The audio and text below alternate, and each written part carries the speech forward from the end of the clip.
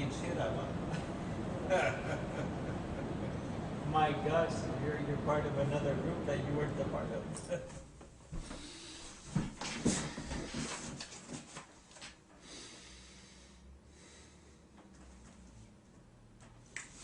So, creative writers, today is Tuesday. I'm not there, but you are, which means that you have some work to do.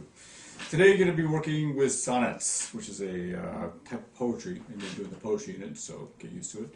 Your substitute is going to hand you out 2 examples of English sonnets, or Shakespearean sonnets. They're called Shakespearean sonnets because Shakespeare wrote a lot of them, more than 100, and they were named after him because he did that. Now, you're going to be writing some of these sonnets today, and I'm going to help you figure out some of the rules. To start with, I'm going to read you one of the sonnets. This is Sonnet 116 by William Shakespeare. Let me not to the marriage of true minds admit impediments. Love is not love which alters when an alteration finds, or bends with the remover to remove. Oh no, it is an ever-fixed mark that looks on tempest and is never shaken. It is a star to every wandering bark, whose worth unknown, although his height be taken. Love's not time's fool, though rosy lips and cheeks within his bending sickle's compass come. Love alters not with his brief hours and weeks, but bears it out even to the edge of doom. If this be error and upon me proved, I never writ, nor no man ever loved. William Shakespeare, Sonnet 116. Now, sonnets are 14-line poems. They have 14 lines, usually divided into 3 quatrains and a couplet. 3 quatrains and a couplet. Quatrains are what? 4 lines? Couplets are what? 2 lines? Yes, so 3 quatrains and a couplet to add up to 14 lines. The rhyme scheme of an English or Shakespearean sonnet is A, B, C, D, C, D, E, F, G, G. Feel free to write that rhyme scheme on your examples. A, B, C, D, C, D, E, F, G, G. Works every time. Shakespearean sonnets are known for their thematic twists. They will go somewhere for, say, the 3 quatrains and then switch it up for the couplet, kind of screwing you up and making you think that you're reading something different. So the first 3 quatrains of a sonnet might be about this really kind of risque kissing, hugging, nuzzling thing. And the couplet, it shows that it turns out that you're really talking about petting a dog. That would be an example of thematic change. Or if you look upon the one that I just read, Sonnet 116, it talks about marriage to true mind and how love is not love when it alters when an alteration finds.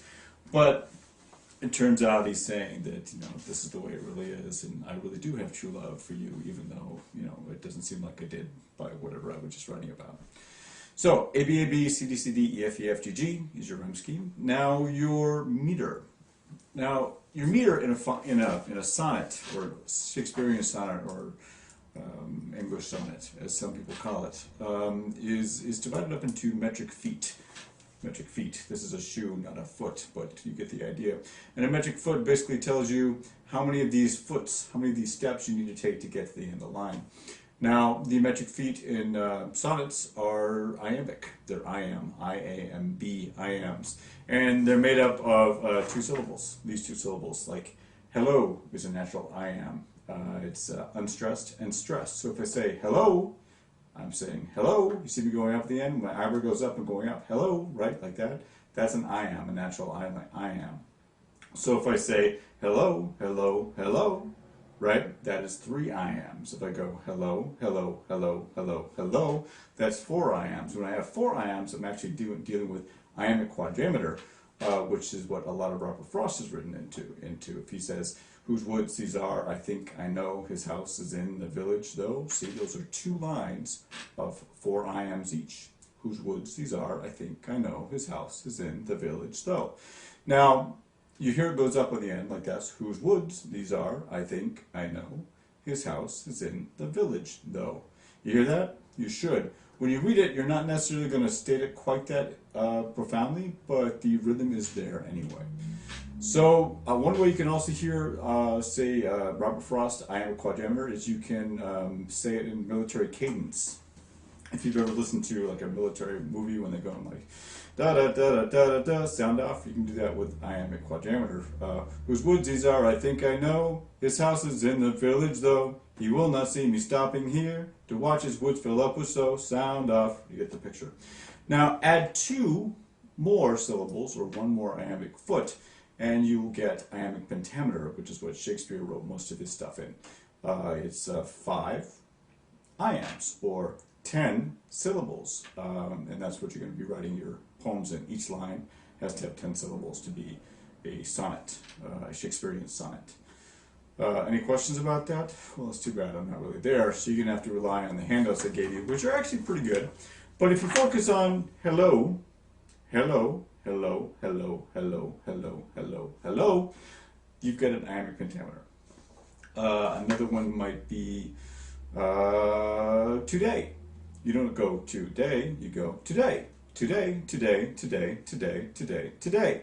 That's also a natural iamb, and you can use that if you want to use that instead of hello. It all works. It's all pretty good. So your mission is going to be by Monday, when I'll be back, is to have two Shakespearean or English sonnets written, 14 lines, A, B, A, B, C, D, C, D, E, F, E, F, G, G. 10 syllables each in iambic pentameter, with a thematic twist. Thematic twist, again, is you think you're going in one direction, the story seems to be about love, but it turns out to be about hate, because remember, every poem is actually a narrative. So you're going to write two Shakespearean or English sonnets by Monday. I hope all is going well. I hope things are happy and joyful, and that you had a great break. And I'll see you on the other side. All right, peace out. Bye.